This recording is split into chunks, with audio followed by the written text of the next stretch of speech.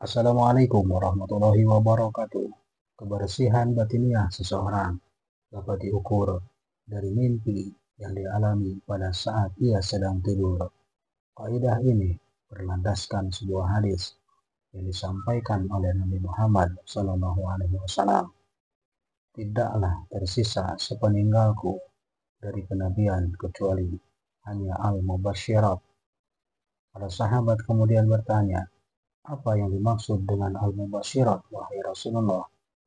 Rasulullah Shallallahu Alaihi Wasallam kemudian menjawab, al-ru'ya al-salihah, atau mimpi yang sesuai atau benar yang dialami oleh ar-rijal al-soleh, seseorang yang sesuai atau benar, dan apa yang diperlihatkan kepadanya merupakan salah satu bagian dari 46 bagian tanda-tanda kenabian.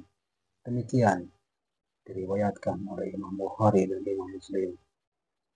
Dalam matan hadis, sebagaimana yang telah dijelaskan di atas, bahwa mimpi yang benar pasti akan dialami oleh seseorang yang benar. Tentunya, ciri orang benar dengan sendirinya memiliki kebersihan batiniah.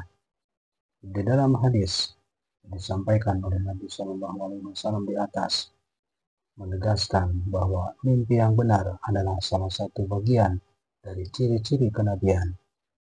Berarti setiap nabi pasti akan mengalami mimpi yang benar. Hanya saja perlu diperjelas di sini bahwa tidak semua ar-rijal al-soleh yang mengalami ar-ru'ya al-solehah berpredikat sebagai nabi.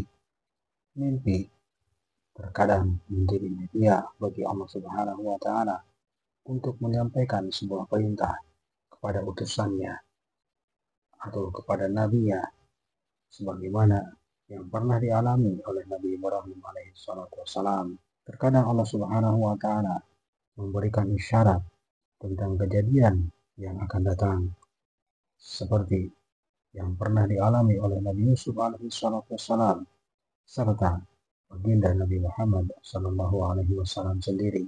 Di dalam Al-Quran, Allah Subhanahu wa Ta'ala mengabadikan tentang kisah Nabi Ibrahim alaihissalam ketika beliau bermimpi menyembelih putranya Ismail, sebagaimana yang termaktub dalam Al-Quran surah As-Saffat ayat ke-102, yang artinya, a'udzubillahi minasyaitonirrajim, maka tatkala anak itu sampai pada umur sanggup serta berusaha bersama-sama Ibrahim berkata, wahai anakku, sesungguhnya aku melihat dalam mimpi bahwa aku menyembelihmu, maka pikirkanlah apa pendapatmu. Kemudian putranya menjawab, wahai ayahku, kerjakanlah apa yang telah diperintahkan kepadamu. Insya Allah engkau akan mendapatiku termasuk orang-orang yang sabar.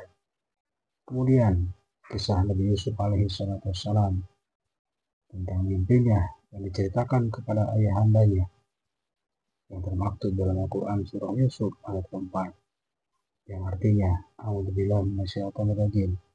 Dan ingatlah ketika Yusuf berkata kepada ayahnya, wahai ayahku, sesungguhnya aku bermimpi melihat 11 bintang, matahari dan bulan. Kulihat semuanya sujud kepadaku.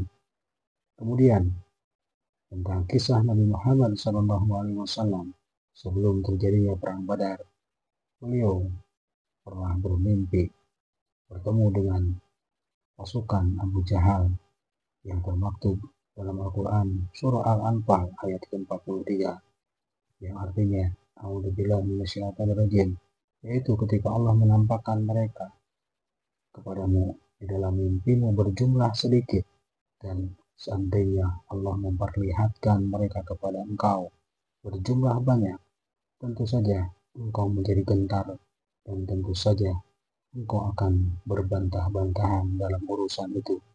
Akan tetapi Allah Subhanahu wa Ta'ala telah menyelamatkanmu. Sesungguhnya Allah Maha mengetahui segala isi hati. Muhammad SAW secara utuh tentunya memiliki kebersihan batiniah sampai pada makom tertinggi. Kebersihan batiniah ini mewujud pada khuluqul azim, yang senantiasa peduli terhadap apa yang ada di sekitarnya. Hubungan sosial beliau bangun sedemikian rupa sampai semua orang di sekitarnya merasakan cahaya yang menyejukkan. Anomali sosial serta struktur politik menyita banyak pikiran serta waktunya demi memperoleh solusi yang mencerahkan. Kesibukan alam pikiran ini terbawa sampai pada waktu beliau tidur. Terkadang dalam tidurnya Muhammad SAW mendapatkan mimpi yang benar secara jelas, sejelas cahaya di waktu subuh. Inilah menurut penuturan Aisyah sebagai permulaan wahyu yang menyapa Rasulullah SAW.